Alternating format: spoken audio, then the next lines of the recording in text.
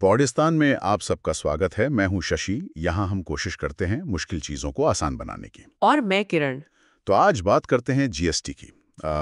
वस्तु एवं सेवा कर। सुना तो था एक देश एक टैक्स, पर यह है कितना सीधा कितना टेढ़ा। हाँ, ये सवाल तो है। क्योंकि देखिए, कभी किसी ने इसे गब्बर सिंह टैक्स कह दिया और अब सुनने में आ रहा है कि क्या कहते हैं 85% व्यापारी इसके साथ हैं, सपोर्ट कर रहे हैं। हाँ, वो एक सर्वे आया था। और कलेक्शन वो तो 2 लाख करोड़ महीना पार। तो क्या सब ठीक है या फिर वो पॉपकॉर्न घी वाला गुस्सा अब भी है? चलिए आज इसी को थोड़ा कुरेदते हैं। बिल्कुल। देखिए, जीएसटी का जो मूल आइडिया था वो बड़ा सिंपल था। बहुत सारे पुराने टैक्स थे ना। हाँ, वैट, एक्साइज, सर्विस टैक्स बहुत सारे थे। हाँ, उन सबको हटाकर एक सिंगल टैक्स लाना। और सबसे जरूरी बात, वो जो टैक्स पे टैक्स लगता था ना, कैस्केडिंग इफेक्ट। हाँ, ये कैस्केडिंग इफेक्ट ये हमेशा कंफ्यूजिंग लगता है। था क्या है असल ये? आसान है। सोचिए, पहले धागा बना, उस पे टैक्स लगा, फिर उस टैक्स वाली कीमत पर कपड़ा बना, उस पे टैक्स लगा, फिर उस पूरी कीमत पर शर्ट बनी, उस पे टैक्स लगा। मतलब टैक्स जुड़ता जाता था हर स्टेज पर। ओहो, टैक्स के ऊपर टैक्स। बिल्कुल। जीएसटी ने लाया इनपुट टैक्स क्रेडिट, मतलब आईटीसी। आईटीसी। हाँ, मतलब अगर आपने शर्ट बनाने के लिए कपड़ा खरीदते वक्त जीएसटी दिया है तो उसका क्रेडिट आपको मिल जाएगा। अच्छा। हाँ, जब आप अपनी फाइनल शर्ट बेचेंगे तो उस पर लगने वाले जीएसटी से आप वो पहले दिया हुआ टैक्स घटा सकते हैं। तो नेट टैक्स सिर्फ वैल्यू एडिशन पर लगा। अच्छा, तो ये है वो आईटीसी का कमाल। शायद इसीलिए वो डिलॉयट सर्वे में 85% बिजनेस अब कह रहे हैं कि ठीक है सिस्टम, पहले तो 59% ही थे। हाँ, ये बहुत बड़ा फैक्टर है। आईटीसी क्लेम करना अब थोड़ा आसान भी हुआ है टेक्नोलॉजी की वजह से। और कलेक्शन भी तो इसीलिए बढ़ा है शायद, वो 86,000 करोड़ से 2 लाख करोड़ महीने तक। बिल्कुल। FY25 का टारगेट तो 22 लाख करोड़ का है पूरे साल का। कलेक्शन बहुत तेजी से बढ़ा है। कमाल का आंकड़ा है। और आपने टेक्नोलॉजी की बात की, तो क्या इससे इकोनॉमी थोड़ी फॉर्मल हुई है? चीजें ट्रैक पे आई हैं? हाँ, काफी हद तक। आप देखिए ना, यूपीआई कितना कॉमन हो गया है। छोटे दुकानदार, रेढ़े वाले सब यूज कर रहे हैं। हाँ, ये तो है। तो कैश का चक्कर कम हुआ है।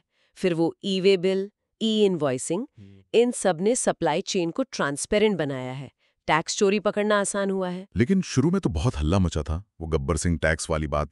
हाँ, शुरुआती दिक्कतें थी समझने में, कंप्लायंस में, खासकर छोटे बिजनेस के लिए। और आम आदमी वो आज भी पूछता है, जैसे पॉपकॉर्न पे इतना टैक्स क्यों, या घी पर 12%। ये जरूरत की चीज है या लग्जरी? सही सवाल है। ये चिंताएं बिल्कुल जायज हैं।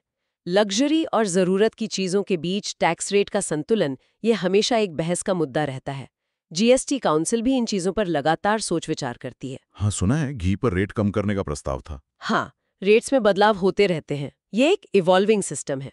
और वो छोटे बिजनेस के लिए कुछ और चीजें थी ना, रिवर्स चार्ज, कंपोजिशन स्कीम, वो क्या है संक्षेप में?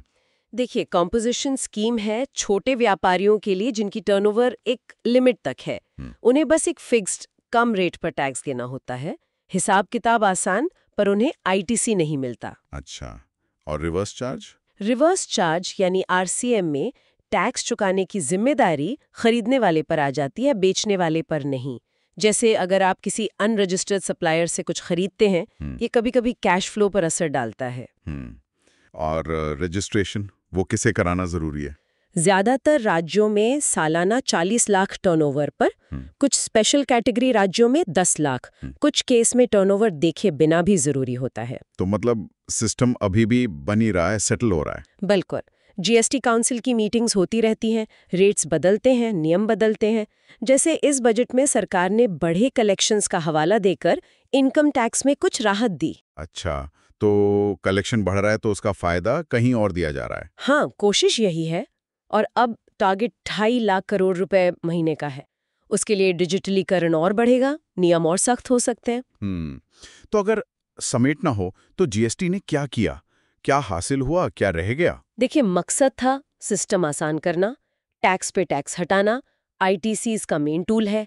कलेक्शन बढ़ा है, बिजनेस ने इसे अपनाया है, ये अच्छी बातें हैं। पर हाँ, कॉम्प्लेक्सिटी अभी भी है, कंप्लायंस का बोझ है, रेट्स पर बहस है, आम लोगों की चिंताएं हैं। ये एक सफर है जो अभी चल रहा है। एक सफर जो जारी है। तो ये थी जीएसटी की कहानी। अब एक सवाल सोचने के लिए छोड़ जाते हैं। पूछिए। जैसे आज यूपीआई हर जगह है, फोन से पेमेंट तुरंत, क्या ऐसा हो सकता है कि कल को छोटे-मोटे लेन-देन पर जीएसटी का हिसाब-किताब भी इसी यूपीआई या पेमेंट सिस्टम में ही जुड़ जाए? मतलब टैक्स कट जाए और हमें पता भी ना चले, एकदम सीमलेस। इंटरेस्टिंग थॉट है। टेक्नोलॉजी तो ये कर सकती है। सोचिएगा जरूर, ऐसा भविष्य कैसा दिखेगा। खैर, इसी सोच के साथ आज की ये बातचीत यहीं खत्म करते हैं। पॉडस्तान सुनने के लिए बहुत शुक्रिया। शुक्रिया। हमारे YouTube चैनल पॉडस्तान को सब्सक्राइब करना ना भूलें, रिव्यू जरूर दें और हमें बताएं कि आगे किन विषयों पर आप ऐसी गहरी बातें सुनना चाहेंगे। अभी के लिए अलविदा।